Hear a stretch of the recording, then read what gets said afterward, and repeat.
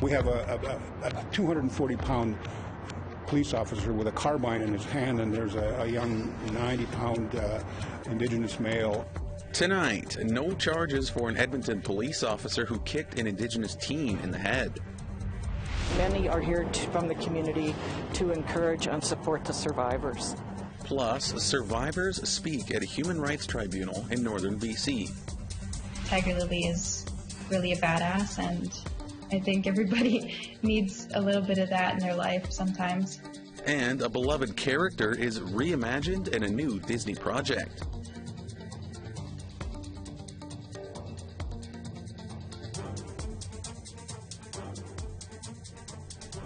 Good evening, Tansei Anine. Welcome to APTN National News. I'm Daryl Stranger.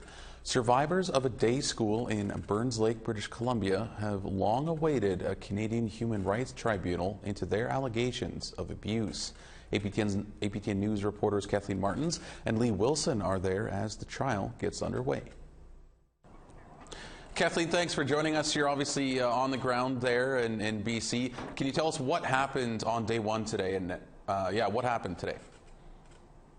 Well, it was pretty somber morning. There were a number of elected and hereditary chiefs who addressed the crowd. It's set up in a gym, about 3/4 full, so between 30 and 50 people.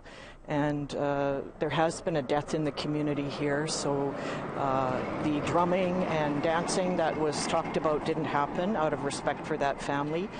The chiefs directed their comments pretty much at lawyers for the RCMP who are gathered here, making comments like, if you treat us with respect, you will hear the truth.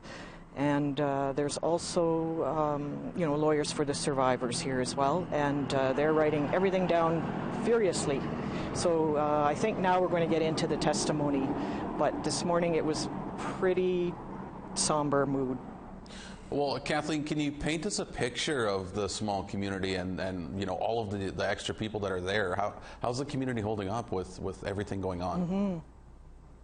Well, like I mentioned, there was a potlatch late last week where a death occurred of a young man, and so even here today some of the participants are wearing blue ribbons on their right arm sleeves as out of respect for the family, because normally there wouldn't be any events going on, and this has been waited for so long they just didn't want to, put it on hold again. Lake Babine First Nation is part of Burns Lake. The folks live, up on the hill over there. Behind me is the gathering place. That's a venue attached to the Burns Lake Band Office. There are quite a few folks here from out of town, but many are here from the community to encourage and support the survivors. Well, and Kathleen, there's a number of witnesses speaking during this. Can you tell us who they are? Yes, there are 3 survivors on tap to speak right after this lunch hour break. And then a reporter, Laura Robinson, who first broke this story way back mid-2000s. She's on tap to testify as well. The hearing is sitting between 9 and 5 every day, so depending on how long each testimony goes, we could potentially hear from 4 more people, or from 4 people this afternoon. And a last one for you here, Kathleen. This has been a long time coming for some of these survivors. What do they hope the outcome will be? Excuse me. Yeah, you're right. It has been many years of waiting to tell their story. They hope that, of course, the commission chair, who's called a member, will find in their favor that the RCMP did do a half-hearted investigation, as they allege, and believe that they were lying, that, of course, the particular teacher they've accused could never be an abuser. They feel that the RCMP brought those biases into the investigation, and so they're hoping that the member will see beyond that, will hear their testimony of what happened at school, and believe that they were discriminated against by the RCMP because they're Indigenous peoples. Well, Kathleen, we'll certainly be watching as this unfolds. Thank you so much for joining us here. You're welcome, Daryl. No charges will be laid in the near-fatal injury to then 18-year-old Pacey Dumas by an Edmonton police officer in 2020. On Friday, the family gave their reaction. APTN's Chris Stewart has more. It was a brutal kick. We have a 240-pound police officer with a carbine in his hand, and there's a young 90-pound Indigenous male, and the only way that they can subdue him is kick him soccer style in the head. It doesn't make sense. And there are independent witnesses, but yet they won't take him to trial. Criminal defense lawyer Richard Maristy says that the Edmonton police officer involved should be charged after he kicked then 18-year-old Pacey Dumas in the head during a 2020 incident. The kick sent Dumas to the hospital for 9 days. Part of his skull was removed to reduce pressure in his brain. He now has a metal implant. His life changed forever. But even though the Alberta Serious Incident Response Team, also known as ACERT, found that Constable Ben Todd committed offenses, the Alberta Crown Prosecution declined to charge him. The ACER final report details how Todd's actions showed a shocking lack of judgment and disregard of the life of Pacey Dumas. Officers were responding to reports of a fight and possession of a knife. Both Pacey and his brother Blair voluntarily left their house and were ordered to go prone on the ground. Pacey was ordered to crawl towards Officer Ben Todd. The officer says he believed Pacey was reaching into his pocket to grab a knife. In the report, he says he told Dumas to stop moving his hands or he would get kicked in the face. In the report, the officer says he felt threatened for his safety and kicked Pacey Dumas in the head. On Friday, Edmonton Police Chief Dale McPhee told media that Officer Todd is suspended with pay and an investigation is ongoing. If your safety is in threat and your potential loss of life, you're going to do whatever it takes, right? And then it works backwards from there. So till we actually analyze that from a perspective of policy and or the actions taken and make those decisions, the only thing that we don't look at now is the criminal part, but we look at the employment part and everything in between that, and that's what we, our assurances to you is that we will do. And there ought to be At a press conference, the family's lawyer says incidents like this are not a one-time mistake. The family is suing the police chief and officers involved for over $500,000. It is unfortunate that there is and always will be officers within any police organization that somehow lose their judgment or commitment to the limits of their power and authority. And unfortunately, those officers put all other good officers at risk every day. Dumas's aunt, Leanne Ward, says that Pacey has changed since the incident. He hasn't been the same. He struggles to, live day to day, to go do just normal activities that we could do. Walking into the store, to feel safe, to be okay. He doesn't feel that. And it's hard, because now he has a younger one. He has a baby that he's trying to be there for. Dumas has lost his brother Blair from suicide. He says he needs anxiety medication now and is afraid of the police. If I see a police vehicle, it gives me anxiety, or if I just see an officer walking by, because what they did to me, of course I'm not going to trust them. Chris Stewart, APTN National News, Edmonton.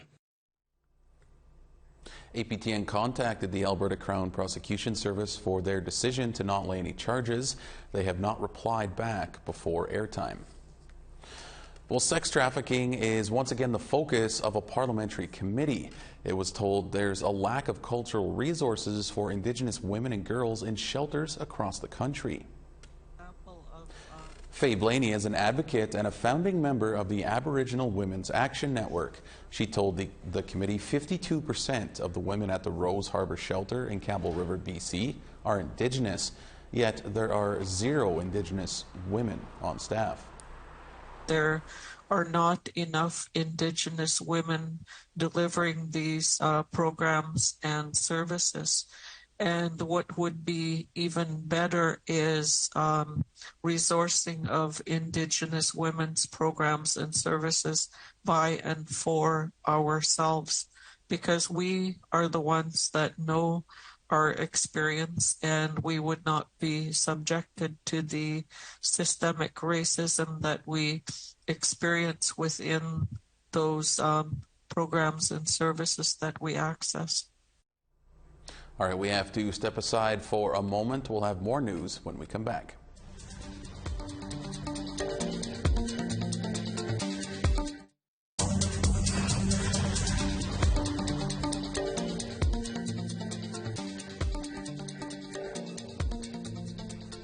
Welcome back to APTN National News. To Ottawa now, where 120,000 striking federal workers are poised to get back on the job after reaching a tentative deal at the 11th hour. This is excellent news for employees and for Canadians. This wasn't easy.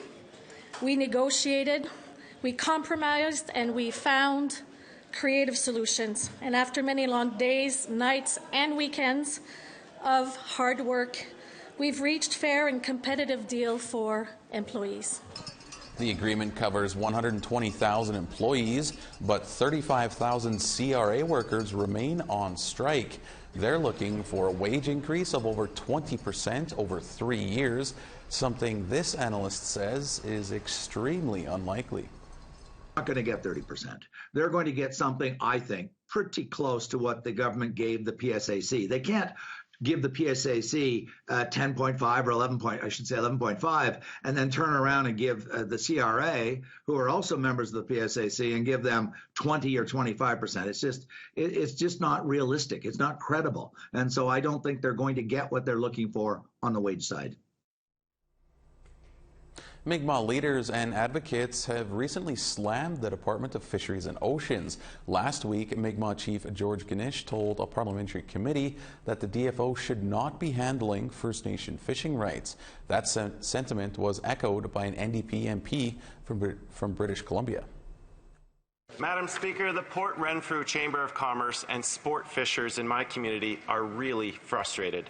Starting July 15th, Fisheries and Oceans will close a prime Chinook fishing spot off the coast of southwest Vancouver Island without doing sufficient consultation with locals or First Nations. These hardworking people rely on this fishing spot to earn their income and support their families. So why, Madam Speaker, why is the Minister yet again ignoring coastal communities and their expertise?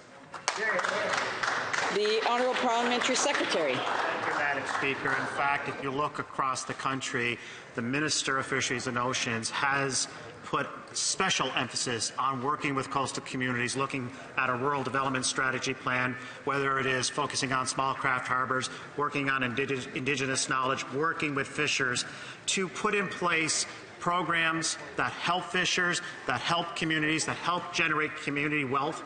That's what this side is about. But I take the member's question at heart, and I will bring that back to the Minister and get back to him in due course. Last week, the University of Vermont held a conference about race shifting. A counselor for the largest Abenaki community in Quebec attended, where he spoke out about 4 self-proclaimed Abenaki groups in the state of Vermont. Groups are recently recognized by Vermont. Abenakis of the Odanak counselor Jacques T. Watso joins us now for more.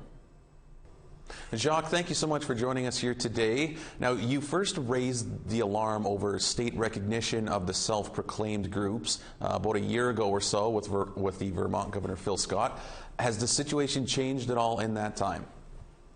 Well, the general public in the state of Vermont is being more educated on this issue, an issue that touches our sovereign nation, the Abenaki of Odanak.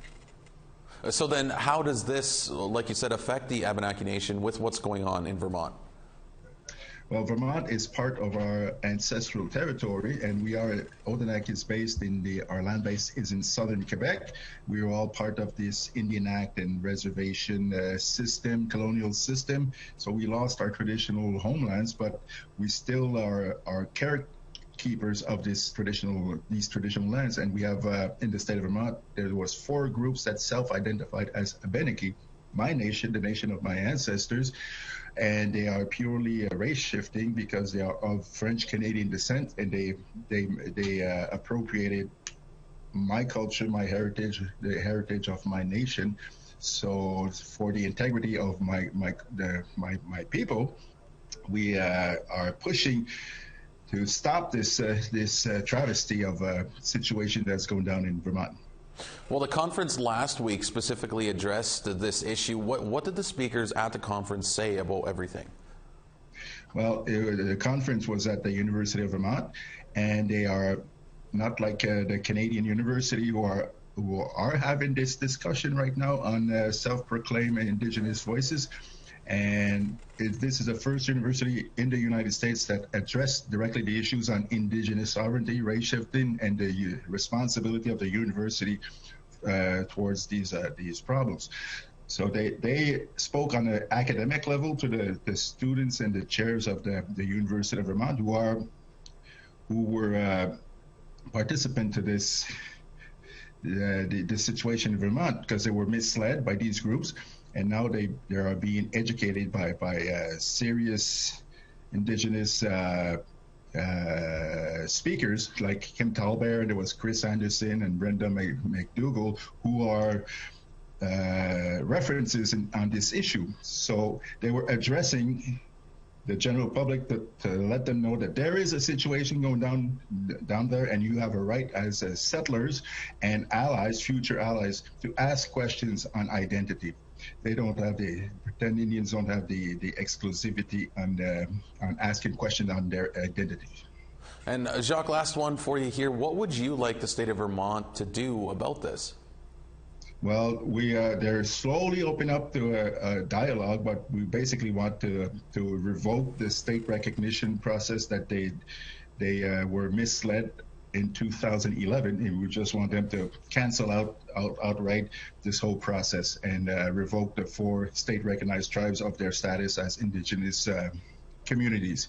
That was all based on face claims. All right, Jacques, thank you so much for taking some time and joining us this afternoon. It's my pleasure. All right, our photo of the day and weather are next following this last short break. Plus, a soapstone workshop in Winnipeg carves out happiness for those enrolled.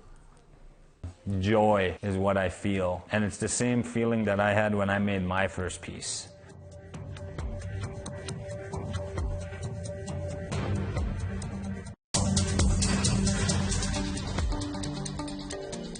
Welcome back. It's time now for our photo of the day. Gail French, one of our faithful viewers and contributors to Photo of the Day, sent in some blooming flowers in her yard, a clear indication that spring has arrived in her area. If spring has arrived in your area, send us a photo to share at aptn.ca for the chance to be our next Photo of the Day. Thanks for that photo, Gail. Now let's take a look at tomorrow's weather forecast. Beginning on the East Coast, 7 degrees in Charlottetown and 12 in Halifax. 11 degrees in Happy Valley Goose Bay and 13 in Kuujjuaq. 15 degrees in Quebec City and 14 in Montreal. 6 and some rain in Toronto and 8 and rain in North Bay. 7 degrees in Wawa and 11 in Sioux Lookout. 5 degrees in Churchill and 14 in Norway House. Clear and 13 in Burns River and clear and 17 in Winnipeg. Clear and 22 in Regina and 25 degrees in North Battleford. Buffalo Narrows is looking at 16 degrees and clear and 18 in Uranium City. As we make our way west, 20 degrees and clear in Fort Chippewa and 20 in Grand Prairie. Clear and 25 in Edmonton and clear and 26 in Calgary. Clear and 17 in Vancouver and clear and 22 in Campbell River. Smithers is looking at 22 degrees and clear, and Fort Nelson 23 and clear. 8 degrees in Beaver Creek and 3 in Old Crow. 8 degrees in Norman Wells and 24 degrees in Fort Simpson. 5 in Fort McPherson and 4 in Colville Lake. -3 in Cambridge Bay and -2 in Baker Lake. -6 in Resolute and -6 in Igloolik.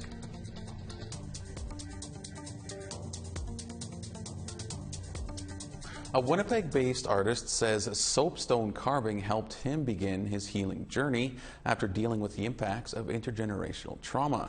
He has now started up his own business, holding workshops. Tamara Pimentel was there. It starts with a block of soapstone, and the final results are endless. This soapstone carving workshop in Winnipeg is hosted by artist Frederick Spence. Born and raised on Peguis First Nation, Spence is a self-taught carver, now passing the skill down to others. Joy is what I feel, and it's the same feeling that I had when I made my first piece. So when I made my first piece, I showed everyone I could, look at what I made. And there were so many emotions to it as well, like frustration, and then like there was excitement and anger and disappointment, because I ended up breaking something in my very first one. But when I was done, there was a lot of purpose, fulfillment, and joy. For Spence, that joy came when he needed it the most. Diagnosed with PTSD and having faced addictions, it was this art form that called to him. I believe the hurdles or the experiences or the tough times in our lives really form who we are. Although I've had really rough moments in time in my life, I am grateful for them because I'm a much better person for it. His business, Spence Custom Carvings, is where he sells his work, takes custom orders, and provides workshops. And the workshop is turning some heads. For 10-year-old Molly Sector, this is her second shot at carving. I just like art. Why do you like art? It's fun and it's calming. I think it's really cool. It kind of reminds me of a gummy bear. Rebecca Lariviere attended the workshop with her daughter, Stella. I made turtle. I didn't really decide why. It's just I wanted to do something indigenous. Learning something brand new alongside my child feels like it's okay to be brand new at something and start something really fresh. As long as one person in every workshop leaves happy and fulfilled the way that I do when I made my first piece, that's the goal, and that's a successful workshop in my opinion. I wish I could come back here again. Tamara Pimentel, APTN National News, Winnipeg. It's great stuff there, Tamara. Thanks for that. Well, a more culturally sensitive remake of Disney's Peter Pan and Wendy debuts on Disney Plus tonight. The live-action movie does away with the original animated film's racist song and harmful stereotypes of Indigenous people. Cree consultants, along with actress Alyssa Wapanatak, who plays warrior princess Tiger Lily, helped the film stay true to Cree culture and language. Wapanatak is a member of the Big Stone Cree Nation near Fort McMurray, Alberta. She portrays Tiger Lily as strong and wise and hopes young Indigenous girls see a role model. Well, I hope for them that they could see it as a really inspiring character to look up to in their lives, and see that they are capable of being smart and intuitive and brave women and girls. And I really hope that they take that away from it, because Tiger Lily is really a badass, and I think everybody needs a little bit of that in their life sometimes. Certainly looks like a great movie with great Indigenous representation. All right, that's all we have for you on this first day of May. If you happen to miss anything from our show tonight, our website, aptnnews.ca, has you covered. For all of us here, I'm Daryl Stranger. Thank you so much for joining us. Miigwech, Kinanaskamatin. Have a great night.